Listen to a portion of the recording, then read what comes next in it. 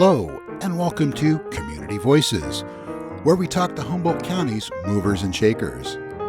Today's guest, Kenny Williams, Unit Director for Boys and Girls Clubs of the Redwoods. And now here's your host, Paul Bressound.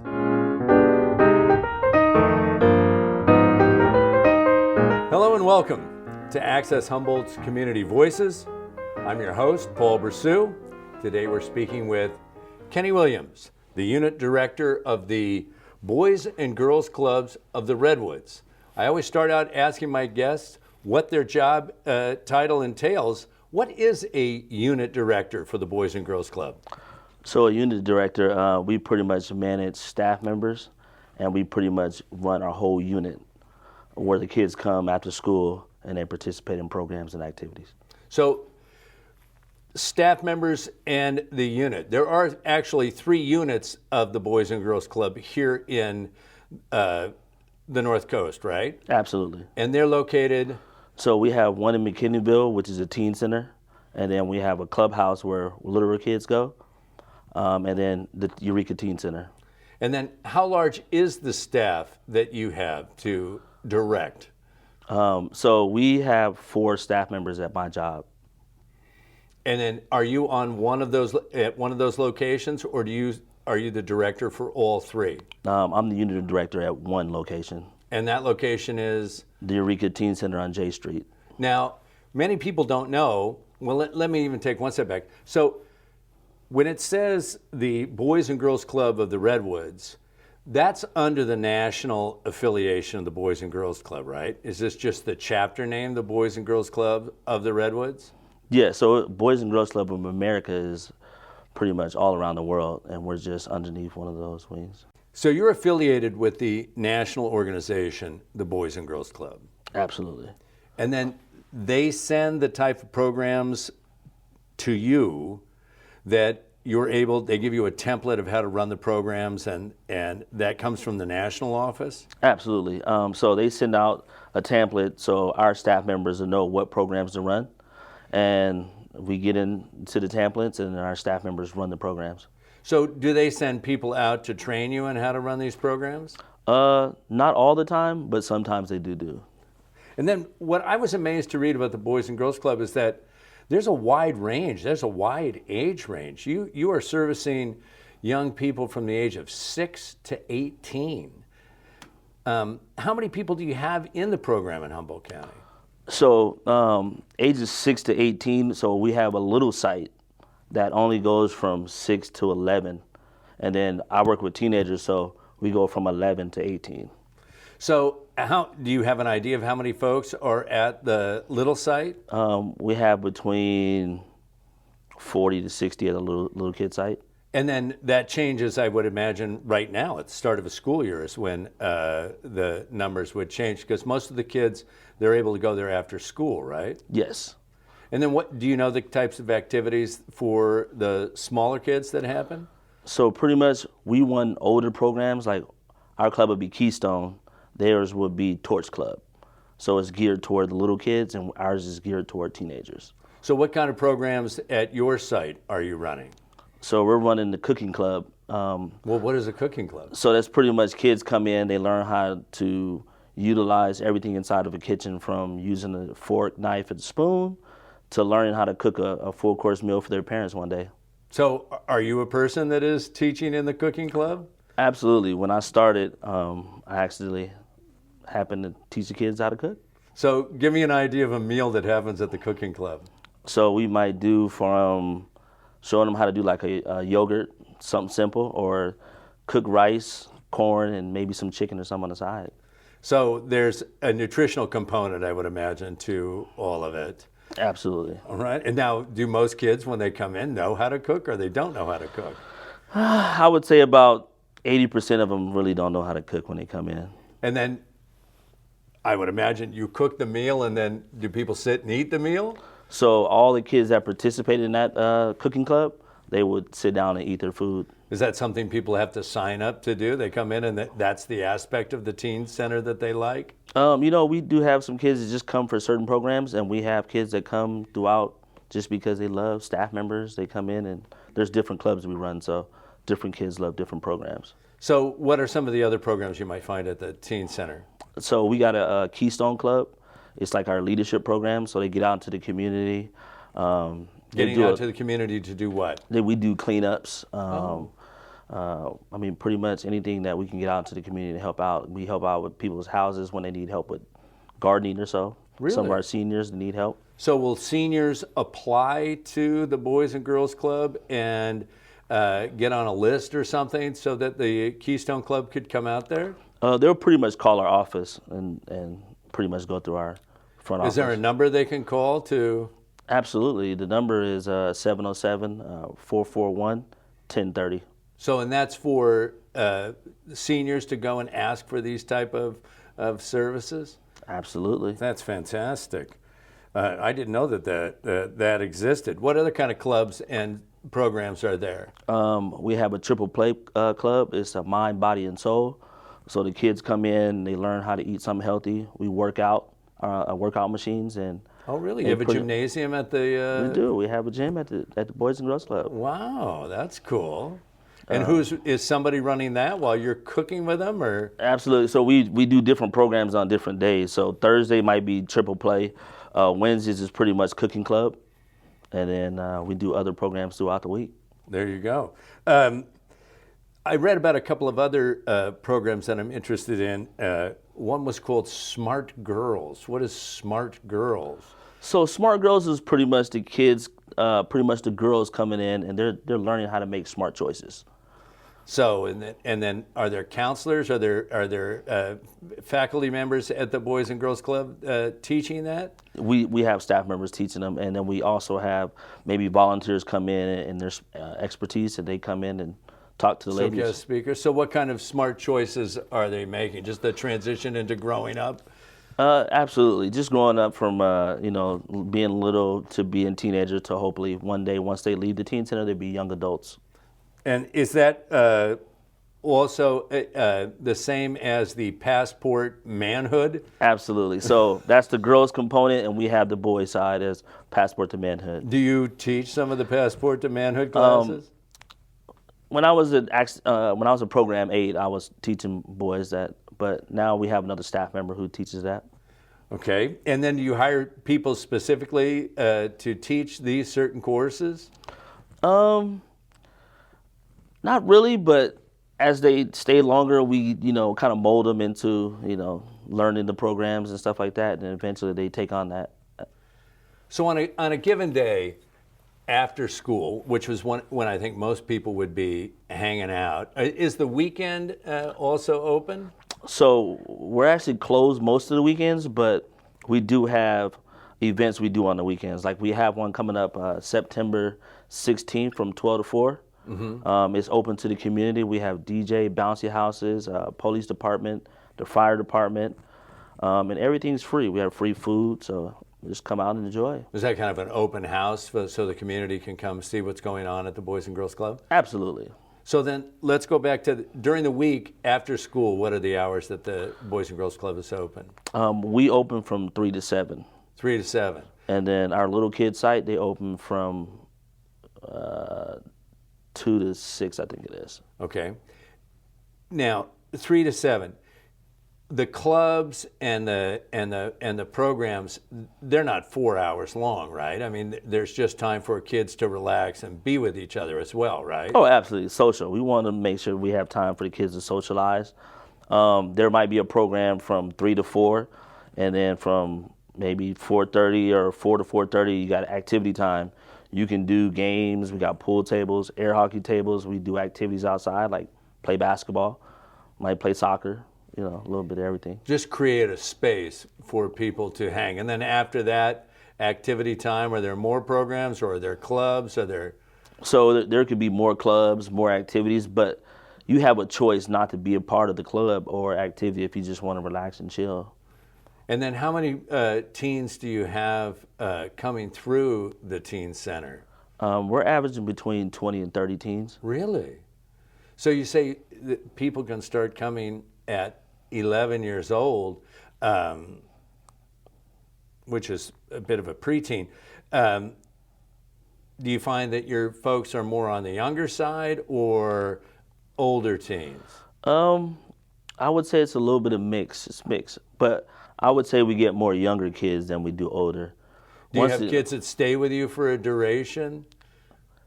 We have I would say we probably have some kids that's been in our program for 5-6 years. Really? That you've gotten to know and that sort of thing. Watch them grow up. Right, fantastic. And then what about, other kind of community liaisons? I know that there's teen court. I used to teach civics at Eureka High, and some of the kids would sign up and go to teen court. Teen court's actually a Boys and Girls Club program. I was surprised to find that out. I always thought it was local. It's affiliated with the Boys and Girls Club. And so do you have some of your folks that are in your teen centers now, they go ahead and choose to do teen court? I mean, that's an incredible experience. I don't know if people know about it, but they had a chance to actually defend and present cases and on the jury. Yeah, be on a teen jury. As we know, teens don't have juries of their peers, so this is an opportunity to have that experience. Do you offer guidance at the teen center for the teen court? We have a good relationship with the teen court. We have some of our kids who go through that judicial system, and we have some kids who come from teen court and they come over to the teen center. And because they're a member of teen court, they don't have to pay a membership fee. To the Boys and Girls Club. What is the membership fee? It's $30 for the whole school year. $30 a year, and you get to participate in all the programs you want. You get to participate in all the programs you want. And all the clubs that you want. All the clubs. We do field trips, and absolutely. What type of field trips? We might go to the beach, if it's nice and hot. We might just go to the park. A different scenery sometimes is always good for the kids to get out, open to the community. We go downtown.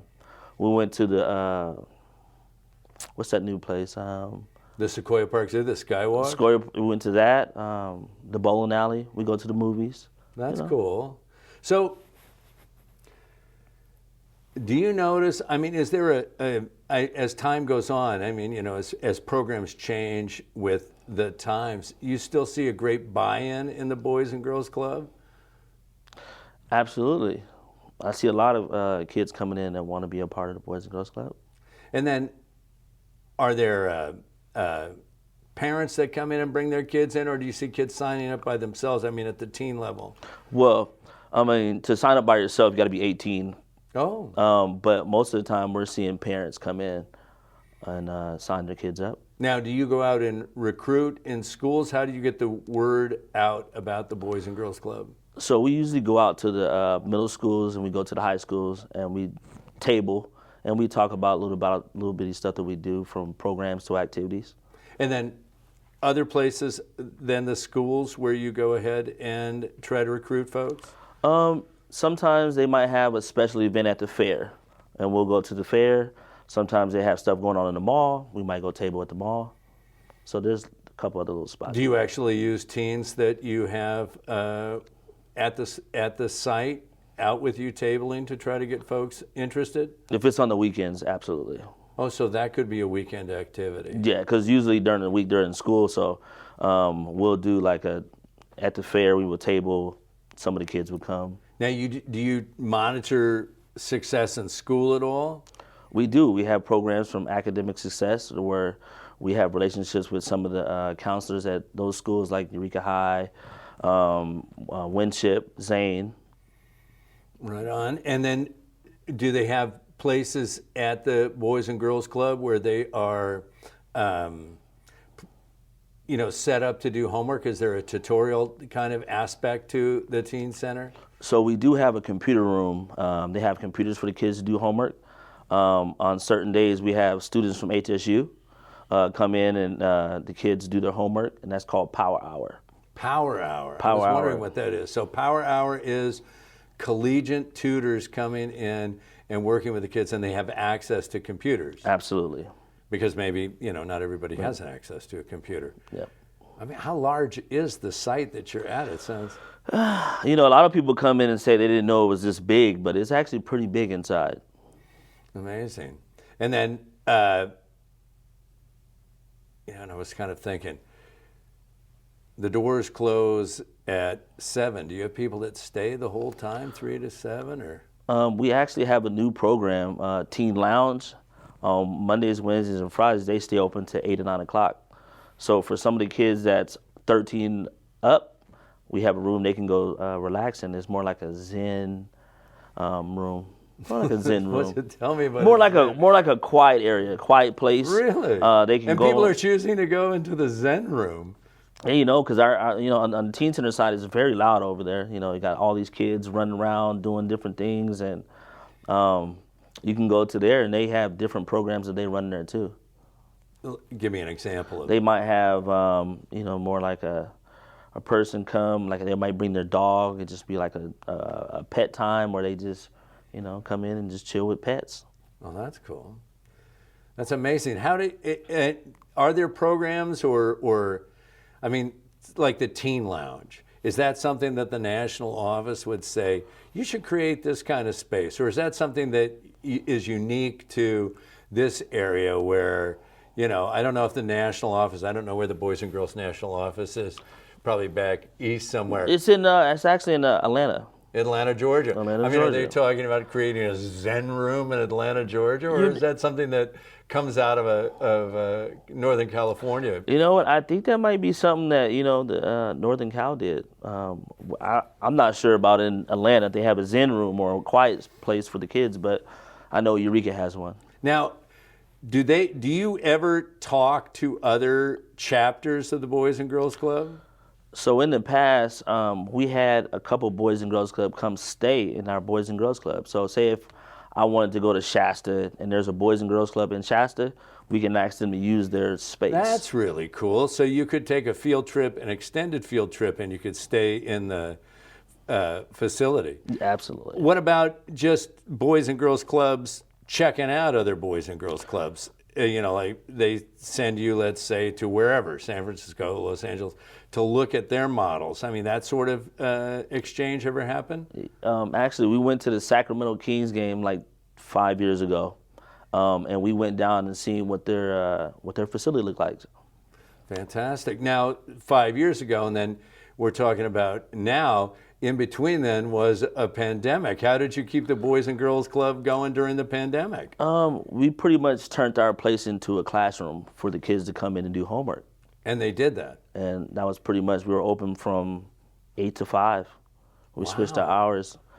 We was pretty much helping out law enforcement, doctors, nurses that needed to go to work early in the morning. So we turned our facility into more like a classroom setting. And then, you had to space them out, and they had to have all the, and they were able to do their online school. Yep. Did you notice a tremendous drop off as far as the participation after the pandemic? It took us a little bit to get back to where we're at now, maybe like a year or two. Absolutely, parents was a little skeptical, and just kids were used to being at home. Right. So it took us a little bit of time to get back to where we're at now. Are you back? I mean, what was it like prior to the pandemic as far as the numbers? We was probably getting like 10 kids a day. But now it sounds like you're getting more. Yeah, we're pushing. In this first week of school, we probably had about a couple days in the 40s. Wow. And then I would think that the start of school would be the time when the program would grow.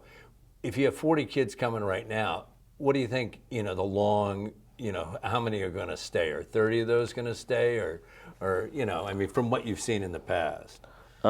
Pretty much, a lot of these kids pretty much stay around to maybe juniors. Some of them, we get a couple seniors in there. When they hit high school and start driving, we pretty much see them decline a little bit. But we do have some seniors and juniors that participate in the Boys and Girls Club. That's amazing. Given all the distractions for young people today, so that speaks well of the Boys and Girls Club. What do you think the advantages are? What do you think the benefits are of an organization like this that has a place, that has offerings? Your kid can come to the Boys and Girls Club and learn life skills. You can learn how to cook. You can learn to become a young man or a young girl. And we do have, college courses to get you ready for college. We help you out with your FAFSA and all type of stuff. Humboldt County has, some inherent social problems, of which in some of those areas we rank poorly in the rest of the state. Does that make the job of the Boys and Girls Club harder? It makes it more important for sure. Does it make it harder? Do you feel like you have to compete against those elements as well? I wouldn't say it makes it harder, but it puts a little bit more pressure on our staff to do a little bit more. Does the staff feel that pressure? Is that something you talk about at staff meetings? We talk about it at staff meetings, but it's not on like a weekly basis, but just making sure that, we do the programs aspect, because the programs is what's going to help benefit the kids, once they leave the Boys and Girls Club. How did you get involved in the Boys and Girls Club? We're from Little Rock, Arkansas, and my mom stays in Seattle, and she works for the city of Seattle, and she's always been around, kids and working in that field. She's an executive in Seattle, and I've always been like a helper.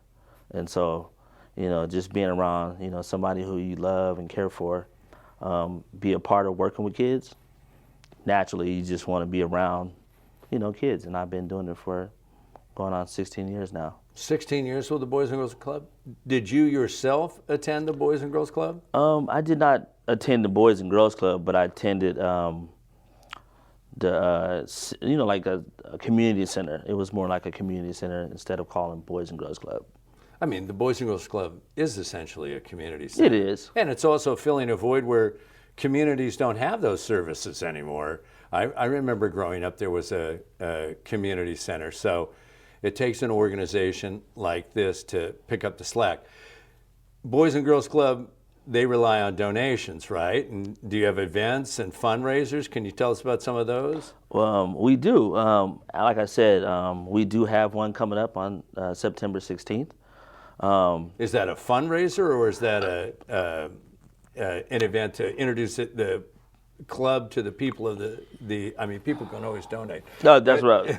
But introduce the club to the community. Yeah, it's more like introducing to the community. But, like you said, there's always people who want to donate, so we get a little bit of donation during that time too. But we do have other fundraisers that we do throughout the year to help us out and, get money in. Do you take volunteers to help out with programs and whatnot? Absolutely. We take volunteers, any ages, as long as you pass our background check. Right. Now, once again, you have to be 18 or over to work at the teen center, correct? You got to be 21. 21 over to work at the teen center. Is that the same phone number if you want to volunteer? Absolutely. That's the same number, 707-441-1030. There you go. And if I was a person that was going to volunteer, I would ask what kind of programs you needed the volunteers for. Or if you wanted to come in and maybe you was a great chess player and you want to teach the kids chess. And that's the flexibility you can have at the local level where you could take somebody like that. Yeah. That's fantastic. Well, this went rapidly. It sounds like you guys are doing a lot. I appreciate you coming in and telling us about it. Fantastic that the Boys and Girls Club. How old is the Boys and Girls Club? We've been around like 85 years, I would say. 85 years, and so still pertinent today, and that's fantastic. That's about all the time we have for today. I'd like to thank my guest, Kenny Williams, the unit director for the Boys and Girls Club, the teen part of it in Eureka. But remember, there's 3 sites, and kids can get involved from the ages of 6 to 18. I want to say thanks for joining us, and I'm Paul Bressound saying we'll see you next time on Community Voices. Thank you. Thank you. Appreciate it. All right. Thanks for joining us on Community Voices. If you represent a nonprofit that is interested in being a guest on Community Voices, email info@accesshumboldt.net.